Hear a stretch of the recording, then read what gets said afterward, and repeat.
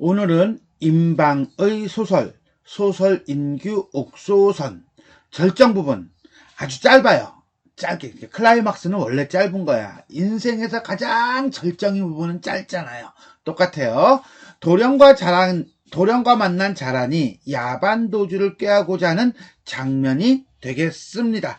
여기선 주체를 자란으로 봤습니다.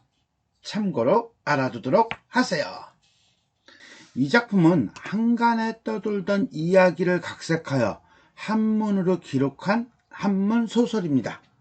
자, 임방이라는 사람이 쓴 천예록이라는 책에 기록되어 있습니다. 근데 이 천예록이라는 책이 야담집이에요. 그래서 이제 5만 가지 상당히 재밌는 야담들이 이렇게 막 자기가 이제 본인이 모아가지고 기록한 책인데 거기에 실려 있습니다. 뭐가? 소설 인규 옥소선이라는 작품이요. 이후 조선 후기 3대 야담집인 개서야담, 청구야담, 동화휘집 등등등의 다른 이름으로 옥소선이라는 이름도 있고 기타 등등 여러 이름이 있는데 그 이름으로 이제는 전해집니다. 그러면서 조금씩 변형이 있기는 있어요. 어쨌거나 간에 제목 소설 인규 옥소선이라는 제목은 눈을 쓸며 옥소선을 엿보다 라는 뜻입니다. 이게 무슨 말이냐면 이게 갑자기 나온 게 아니라 소설의 한 장면이에요. 남자 주인공이 신분을 속이고 여자 주인공을 보고 싶어가지고 그 집 종으로 들어갑니다. 그리고 난 다음에 겨울에 눈이 올 때 눈을 쓸면서 여자 주인공을 보는 그런 내용, 하나의 장면이거든요. 그 장면을 제목으로 삼았다 이렇게 보시면 됩니다. 이 작품이 특별히 새롭게 느껴지는 것은 사실은 그만한 이야기고 전체적인 내용은 비슷한데 그야말로 질풍노도처럼 격렬한 사랑의 감정을 인물들의 거침없는 행동을 통해 잘 드러내고 있기 때문이다. 특히 남자 주인공의 모습에서 그게 나타납니다. 하지만 무엇보다도 이 소설에서 가장 인상적인 것은 여자 주인공 옥소선의 지혜와 총명함이다. 이 부분은 후반부 뒷부분에 나와요. 그러니까 요 앞 질풍노도처럼 격렬한 사랑은 전반부에서 남자 주인공을 통해 나오고요. 그 다음에 옥소선의 지혜와 총명함은 후반부에 나온다. 이렇게 보면 되겠고요. 여자 주인공에게 부여된 이러한 캐릭터가 결국은 신분의 제약을 뛰어넘어 사랑을 성취하도록 만드는 중요한 요소가 되고 있다. 기생이었던 자란이 결국 정실 부인이 된다는 결말은 관습적이다라고 했는데 우리 알잖아. 어디서? 춘향전하고 똑같아요. 이 부분. 아니 안 달라요. 근데 어쨌거나 간에 결과적으로는 정실 부인이 된다는 점에서는 같다는 얘기예요. 어쨌거나 간에 이런 앞에 있는 이런 내용들이 가지고 있는 독특함이 이 소설의 인기 요인이 되었을 것이다 라고 보시면 되겠습니다. 자란이 한참 울부짖다가 어머니 그러면 되겠습니까? 곧 진정을 하고 생각하기를 그렇지 울기만 해가지고는 이게 일이 해결될 게 아니야. 이 성 안에는 도련님이 계실 만한 곳이 없으니 필경 분명히 그 아전집으로 가셨을 것이야. 어떻게 알지? 그렇지 어릴 때부터 같이 살았잖아. 그리고 예전에 도령이 아전을 도와주었던 일을 떠올리고 그 다음에 거기 있을 거라고 짐작을 한 거죠. 하고 곧 일어나서 그 아전집으로 달려가 보니 결국 이 아전의 집은 뭐가 되겠어요? 그렇죠. 자란과 도령이 만나는 공간이라고 보면 되겠습니다. 과연 그는 거기에 있었다. 두 사람은 마주잡고 흐느낄 뿐 서로 한마디의 말도 할 수가 없었다.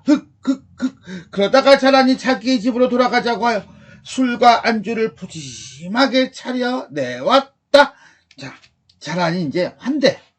반갑게 맞이하는 겁니다. 어머니는 어떻겠어 딸이 그렇다는데 끼깅해야지 밤이 되자 자란이 그에게 말하였다. 서방님 아니다. 이건 아직은 서방님은 아니다. 도련님이구나.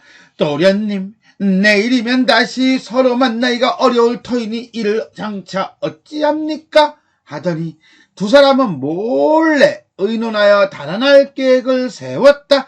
결국 뭐야? 그렇죠. 어떤 사회적 규범 윤리, 도덕보다도 일단 우리가 사랑하잖아. 뭐니들 러브가 중요한 거야.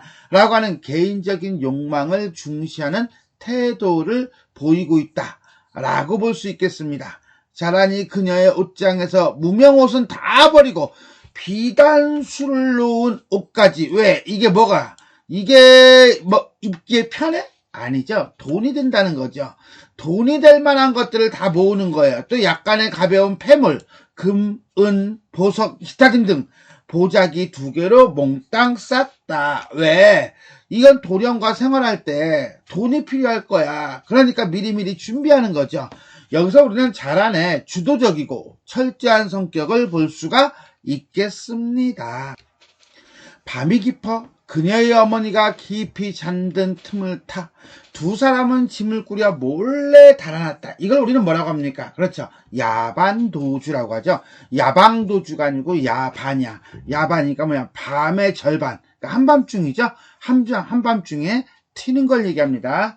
양덕이라는 곳과 맹산이라는 곳 사이에 깊은 골짜기로 들어가 촌가에 의탁하였다. 의탁하다는 것은 어떤 몸 또는 마음 같은 걸 의지하여 맡기었다. 결국은 이제 어떻습니까? 평양에서 이 양덕과 맹산 사이의 깊은 골짜기로 공간이 이동이 되죠. 그리고 도령과 자란의 새로운 생활이 시작된다. 이렇게 보시면 되겠습니다.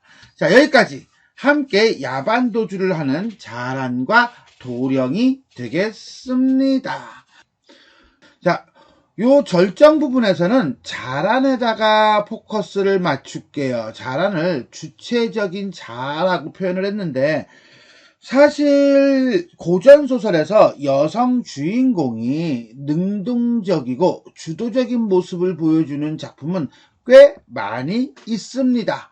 근데 그런 작품들이 보통은 어떤 변신 모티프를 사용한다든가 영웅소설이라든가 이런 쪽에 이제 주로 배치가 되어 있고요.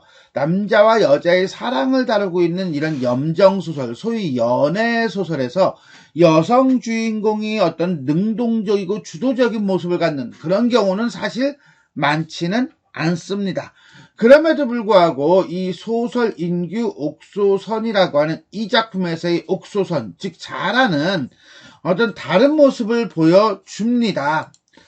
어떤 부분이냐 하면 바로 이런 부분이라고 볼 수가 있겠습니다. 자, 여기에요. 자란이 그녀의 옷장에서 무명옷은 다 버리고 비단수를 놓은 옷가지를 꺼내고 또 약간의 가벼운 폐물을 꺼내서 보자기 2개로 쌌다.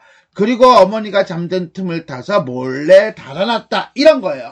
자, 보통 제자 가인이 혼사장애, 즉 재주가 있는 남자 주인공과 여자 주인공이 결혼을 하려고 하는데 장애가 나타났을 때 극복하기 위하여 산골로 야반도주하는 부분, 이건 일종의 도피거든요. 이 도피는 흔치 않은 장면이기도 하면서 또한 이걸 여성 주인공이 주도한다는 것 자체가 또 독특하다는 거예요.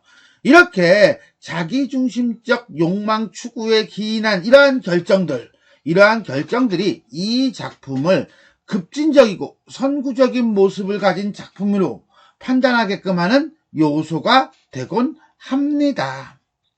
자, 이렇게 해서 우리는 임방의 소설 인규 옥소선 절정 부분, 도령과 만난 자란이 야반도주를 꾀하는 장면에 대해서 살펴보았습니다. 자, 지금까지 내용이 도움이 되셨다면 좋아요와 구독 버튼 눌러주시고요. 알림 설정 부탁드리겠습니다. 수고하셨습니다.